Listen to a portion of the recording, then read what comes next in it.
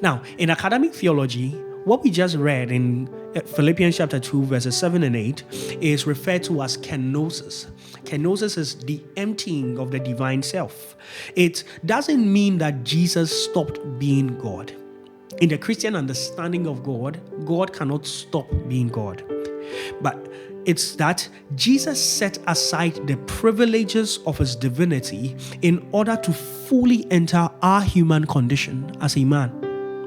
Now, when Jesus walked the earth, he walked the earth as fully God and fully man.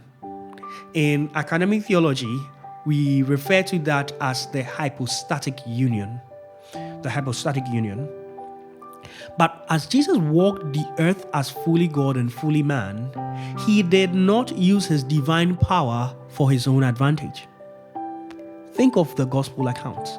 Think of all of the times that Jesus used his power. You realize that Jesus never used his power for himself.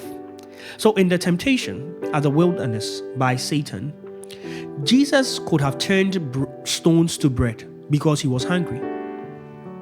He could have proven that he was God by jumping down the mountain as the enemy asked him to do, since he is the Son of God.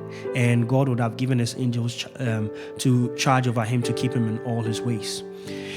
When he was arrested, when he stood before the authorities, he said that he had the power to ask legions of angels to come and protect him. But he does not. Jesus never used any of his divine prerogatives for himself.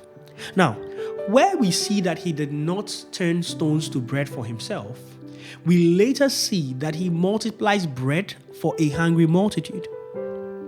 Where we see that he could have asked for a legion of angels to come to his aid, we see that he lays down his life for his sheep.